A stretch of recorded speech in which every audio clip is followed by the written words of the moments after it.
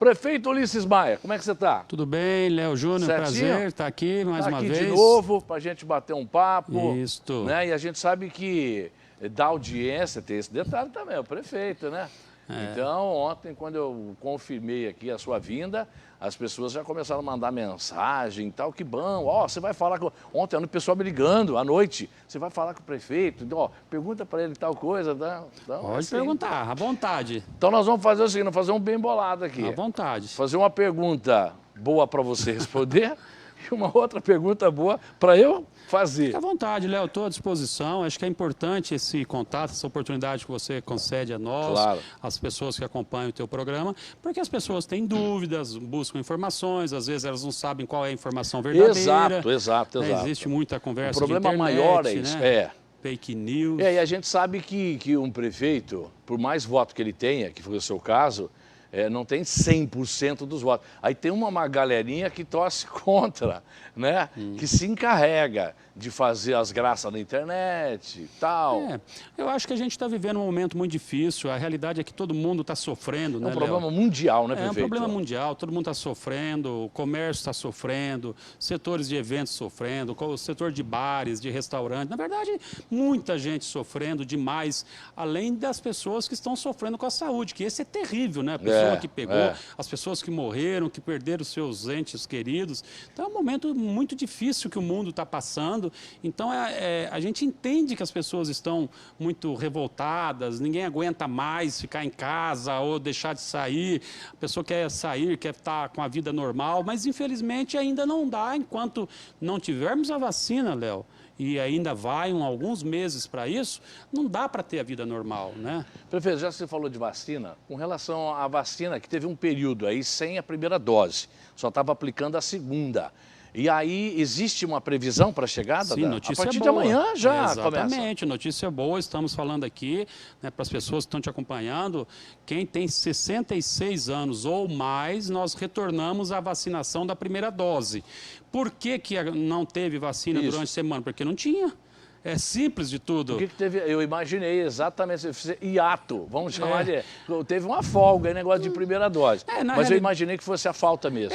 Como é que funciona, né? As pessoas que já sabem, somente o governo federal, através do Ministério da Saúde, é que tem as vacinas no Brasil e ele repassa para os governos dos estados, proporcional à população, né? Aí o governo do estado repassa para todos os municípios do Paraná, proporcional à população. No Brasil inteiro tem mais de 5.500 municípios. Aqui em Maringá, Paraná, tem 399.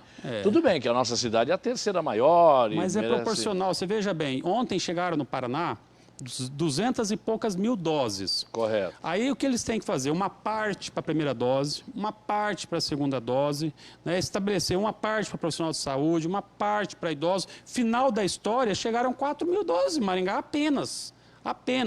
Então nós retomamos a vacinação amanhã nos locais aí que as pessoas já estão acostumadas, né? No Iguaçu, na Policlínica Zona Sul, no Pinheiros, no Mandacaru, na Tuiuti e no Calil Haddad. E aqui no Iguaçu, como drive-thru também. O Iguaçu é aqui aqui perto da Band, na Nildo Ribeiro. Bom, aí o que acontece? Os municípios, a gente fica dependente da quantidade que chega. Depende de Curitiba, depende da Secretaria Estadual de Saúde. Que depende do Ministério. Entendi. Nós estamos tentando comprar vacina. A Prefeitura de Maringá foi uma das primeiras do Brasil, Léo Júnior.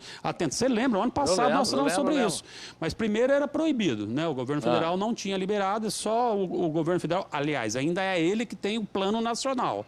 Aí houve uma decisão do Poder Judiciário e depois houve uma lei liberando governos dos estados, consórcios, prefeituras para comprar. Só que quando liberou já não tinha mais vacina para vender, né? Houve um atraso do governo federal tanto em comprar vacinas quanto em liberar vacinas. Então, infelizmente, esta é a realidade, né? O governo do estado resolveu lançar, vamos vacinar de domingo a domingo.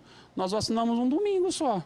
Nós lançamos um domingo, na segunda acabou a vacina. Porque em Maringá, Léo Júnior, a nossa equipe de saúde tem que dar os parabéns para ela, mais uma vez, não só a equipe que atende a Covid de um modo geral, mas a equipe da vacinação também, porque nós vacinamos em Maringá 12,5% da população. 12,5%. A média nacional é 7%. A média estadual é 9%. Então, Maringá, nós estamos muito eficientes na vacinação. O problema é não ter dose, infelizmente. Entendi. Prefeito, uma questão sobre decreto. Eu gostaria de te perguntar, quem que bola o decreto? Você tem uma comissão. Vamos imaginar uma comissão política e uma ligada à área da saúde. E que é baseado em números para poder abrir ou fechar. Eu estou falando do meu jeitão, a grosso modo, para o pessoal entender. Abre ou fecha, depende dos números, tal. Mas existe um apelo também. Vocês são abordados o tempo todo. Bom, Léo, primeira coisa, uma coisa que eu te garanto, garanto para todos, desde 18 de março do ano passado, que foi nosso primeiro decreto, que não há decisão política. Não é uma decisão política. Porque decisão política, qual vai ser a decisão política? O setor de eventos está terrivelmente afetado, terrivelmente afetado. Bom, mas se for por uma questão de política, você vai agradar o setor de eventos, vai abrir por causa disso? Então não pode... E aumentar os casos? Não pode ter decisão política. Então aqui em Maringá não tem. Nós temos o quê? Como que funciona? Existe um comitê da saúde, né, a equipe da saúde, secretários, diretores, gerentes, epidemiologistas, eles trabalham com os números, são vários números, né? Tem a taxa de UTI, a taxa de óbito... Eu estou te perguntando isso aí, porque quem assina o decreto é o prefeito. Sim. Então tudo fica em cima do prefeito. Mas não é a minha vontade. É ruim, o prefeito é malvado, o prefeito não devia fazer isso, está prejudicando. Mas eu acho que até para a gente esclarecer isso aí, essa comissão da saúde é quem determina. Ela passa... O que ela faz, então? Com base em vários índices. Taxa de mortalidade, taxa de ocupação de UTI, taxa de ocupação de enfermaria, índice de transmissibilidade, quanto que cada um transmite para quantas outras pessoas, taxa de positividade, de tantos exames feitos, quantos deram positivo, uma série de indicadores. Com base nisso, a Secretaria de Saúde vai apontando os caminhos viáveis de se tomar. Aí nós temos outro grupo de trabalho, que é um comitê de enfrentamento à Covid, esse é na prefeitura, com os secretários, vários secretários participam, né? A gente ouve lideranças da sociedade, o Ministério Público da Saúde, né? A Câmara de Vereadores estava participando oficialmente, mas depois, oficialmente, ela não participou, mas extraoficialmente, todos os vereadores praticamente estão dando sugestões também. Então, a gente ouve a todos, pegamos os números da saúde e vamos fazendo os decretos. As restrições, Léo, isso precisa ficar muito claro, as restrições que estão nos decretos ou as flexibilizações não são determinadas pelo prefeito nem pela saúde. Sabe por quem? É pelo comportamento das pessoas, simples de tudo. Porque à medida que as pessoas comportam, deixam de fazer festas. Quantas festas clandestinas nós fechamos? E ainda tem gente que trabalha o que dá para a Guarda Municipal, para a Polícia Militar, para a fiscalização. Então ainda tem, né, dá um feriadão aí, o povo vai para onde? Porto Rico. Entendeu? Não é criticar Porto Rico. Até o pessoal de Porto Rico reclamou que eu estava criticando. Eu não estou criticando Porto Rico, estou criticando a aglomeração que acontece lá. Porque depois quantas mil pessoas voltam para cá. Então, este comportamento das pessoas é que vai ditar o caminho. Aí quando não há colaboração, cabe ao poder público, né, tomar uma decisão. Né? E a decisão é entre a vida, a saúde ou não. Tá, 146 novos casos, de hoje. Caíram. Com 12 óbitos. Esse número você já tinha, lógico. Sim. A pergunta que eu te faço, tem caído novos contaminações? Tem caído. É por conta do lockdown que aconteceu? Com toda certeza absoluta, né? Porque na realidade nós chegamos a ter 700 casos de média móvel. Hoje nós estamos aí com menos de 200. A taxa de óbitos também... 150, podemos falar. Eu digo, em média móvel, mas caiu demais. Né? Óbitos, ainda o número está alto, mas qual é a justificativa? Eles já estão diminuindo. As UTIs estão lotadas. As UTIs, porque esta nova fase da Covid, não vou nem falar a onda, se é a primeira onda, a segunda onda, a terceira onda. Na verdade, acho que a gente nem saiu da primeira onda ainda. Entendi. Essa é a verdade. O fato é que esta fase, Léo, fez com que a doença fosse mais grave. Antes, as pessoas ficavam menos tempo internadas e menos grave. Agora pega um público mais jovem, mais grave. Mais tempo. Você pode ver quantos amigos que vocês conhecem que estão na UTI há 30 dias, 40 dias, 60 dias. Então, por isso também que a taxa de ocupação de UTI não baixa. porque a ocupação está muito demorada demais. O fato concreto é que os casos caíram, a taxa de transmissão caiu, o número de positivados caiu. O mais importante, que é um termômetro para nós, é a porta de entrada, ou seja, a procura que as pessoas fazem às UPAs, porque nós temos a UPA Zona Norte e a UPA Zona Sul atendendo a Covid, exclusivamente.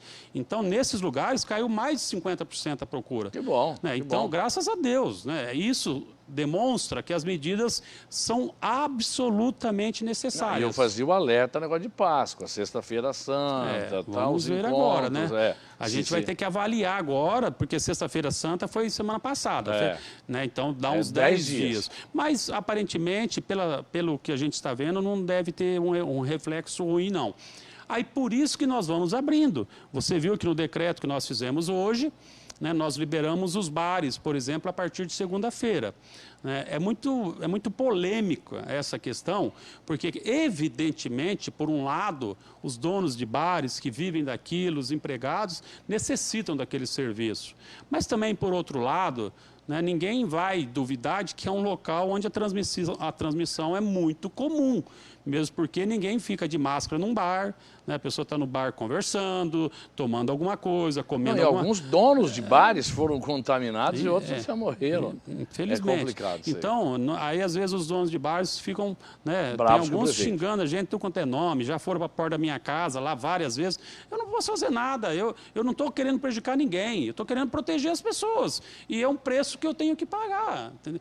Eu como prefeito, não posso estar pensando em agradar toda a população. Se eu pensasse só em agradar todo mundo, nós já tínhamos visto uma tragédia em Maringá.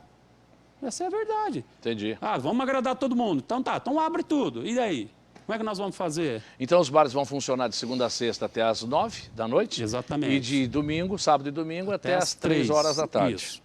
Aí nós vamos, assim, vamos dando passo a passo, né? Vamos vendo. Prefeito, e os números. clubes? Como é que fica os clubes? Os clubes? Veja bem. Espera mais um pouco? Espera mais um pouco, por quê?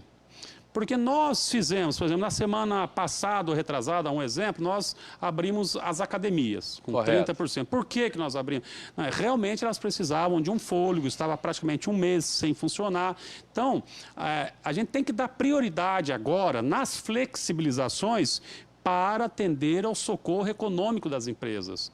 O clube... E, ao mesmo tempo, monitorar. É um lazer. O clube é um lazer. Lazer é bom, é importante, mas também, se não for no clube, não vai acontecer nada.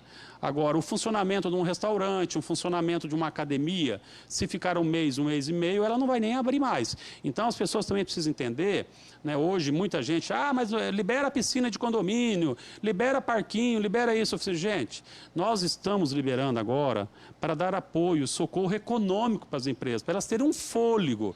Aí, à medida que os números vão melhorando, a gente vai abrindo, vai voltando à normalidade. Fazendo o que manda a oração, socorrer principalmente os que mais precisarem. Com certeza. Prefeito, as atividades físicas, Parque do Ingá, caminhadinha... Então, veja bem, vamos lá, Parque do Ingá, você é da imprensa, você está acompanhando tudo que está acontecendo. Quem que não via na pista emborrachada do Parque do Ingá, que é uma maravilha que nós fizemos, uma das mais bonitas, mais maravilhosas do Brasil, mas quem que não via aquela aglomeração absurda na pista de caminhada? Principalmente no horário de pico.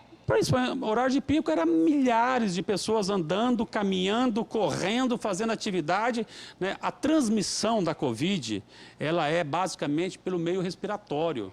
Na fala, você vai soltar gotículas, você vai respirar. Quem está fazendo exercício está respirando mais. Evidentemente que ali é um ambiente extremamente propício para a transmissão. E com a aglomeração naquela pista, muitos sem máscaras. Né? Então, não foi a gente que vamos proibir a pista emborrachada por proibir. Não, o comportamento das pessoas fez proibir.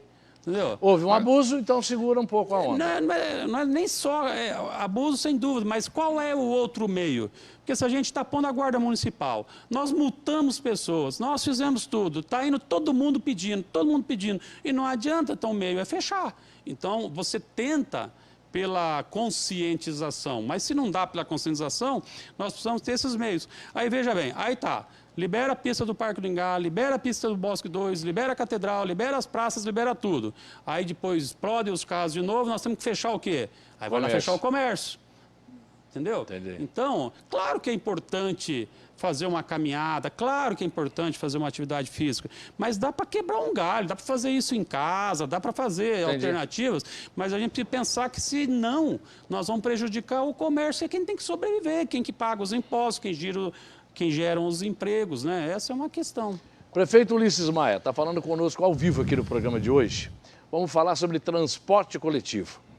Essa semana o usuário foi surpreendido, né, sem aviso prévio, todo mundo levantou cedo para ir para o ponto, cadê? Não tinha ônibus e tal. E a gente sabe que está tendo um impasse entre a empresa e a prefeitura. A empresa pede uma ajuda, um fôlego. Esse fôlego que a empresa pede, existe a possibilidade da prefeitura atender, prefeito? Bom, primeiro, vamos também colocar alguns pontos. Primeiro, o impasse maior que existe é entre a empresa e os seus funcionários. Porque quem contrata um funcionário tem que pagar. Tem que pagar, né? Nós estamos aqui com a equipe da Band, os cinegrafistas trabalhando aqui arduamente, vocês precisam receber o salário. Então, você imagina um motorista trabalhando o dia inteiro, chegar no final do mês com um monte de conta para pagar e não receber o salário. Então, esse é um problema trabalhista entre a empresa e os seus funcionários. O que ocorre?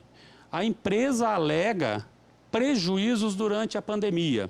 Caiu o número de passageiros. Sim, mas qual empresa no Brasil que não está com prejuízo? Todas.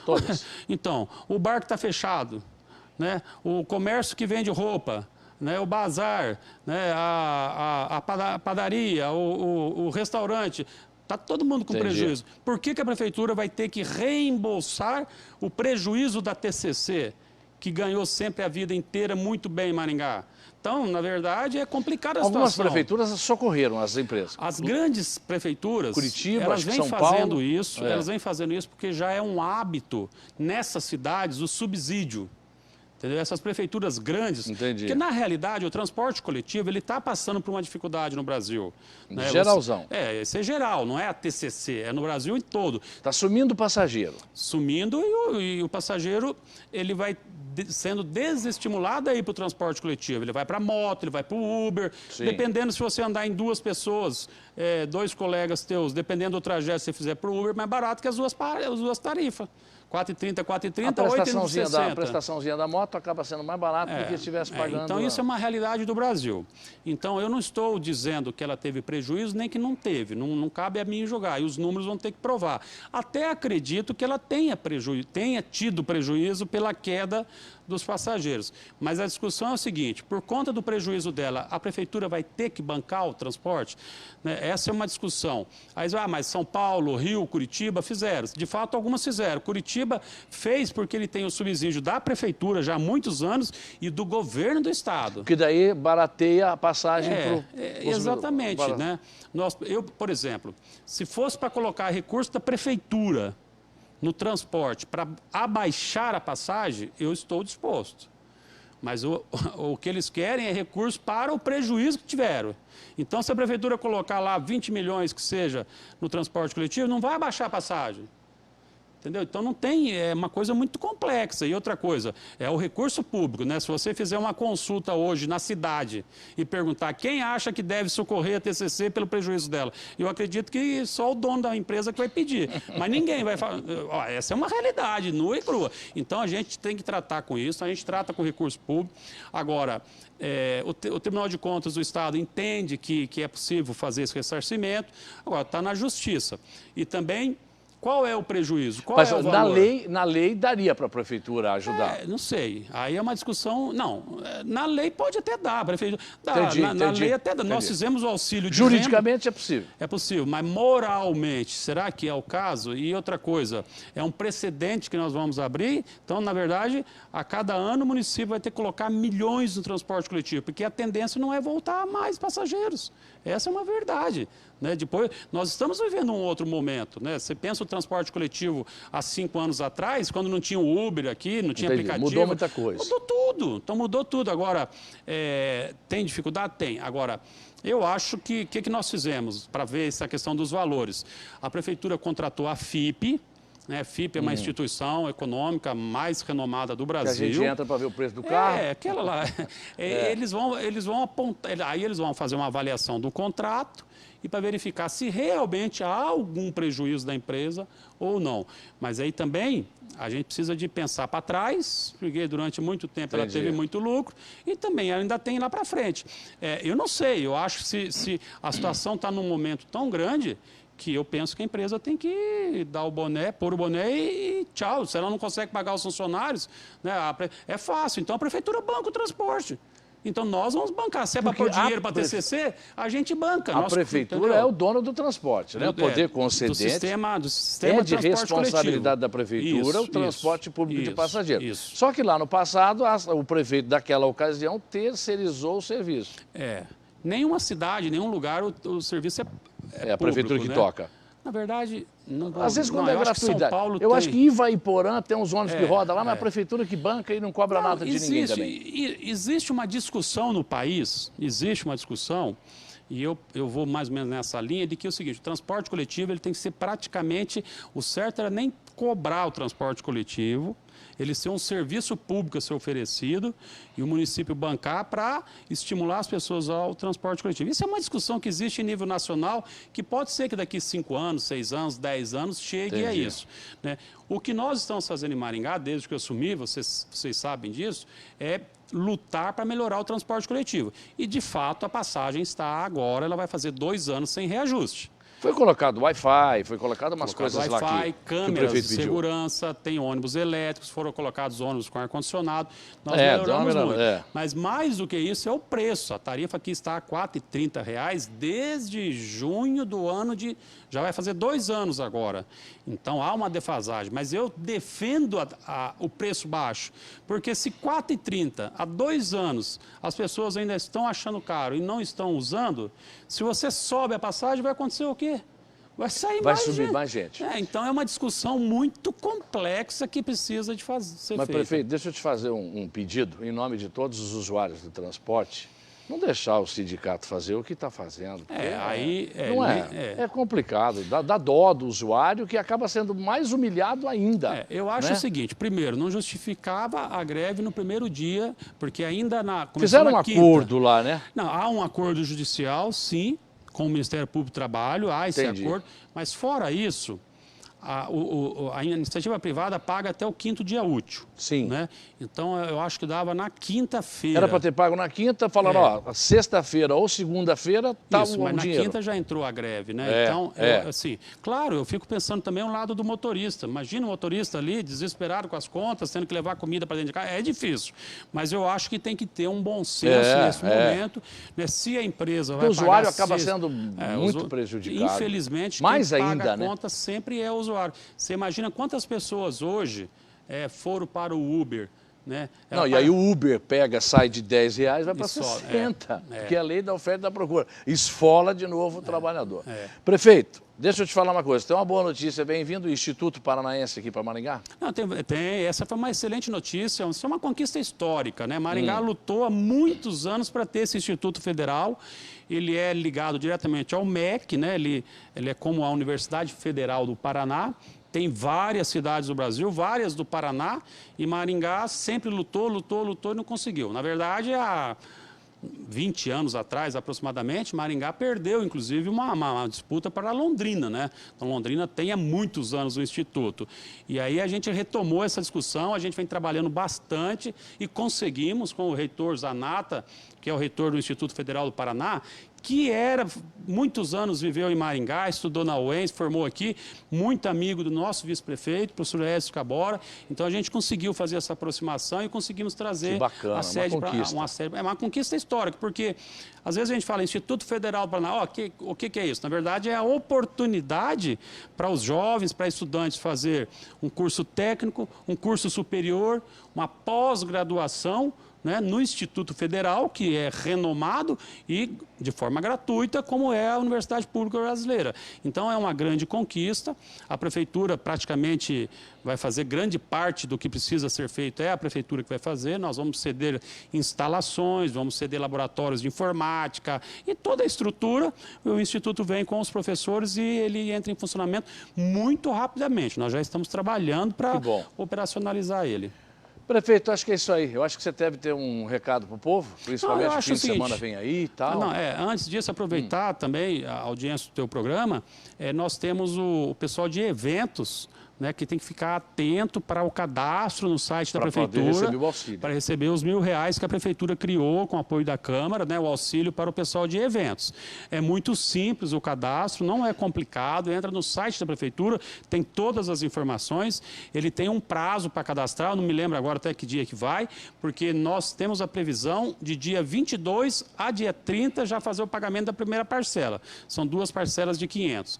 E aí já na semana que vem, quando parar esse cadastro do pessoal de eventos, nós vamos abrir o da Auxílio Emergencial Maringá, que não tem nada a ver com o do governo federal. Não, o governo federal tem o seu auxílio emergencial e nós criamos um da Prefeitura, aprovado pela Câmara, de R$600 em 3 parcelas de 200.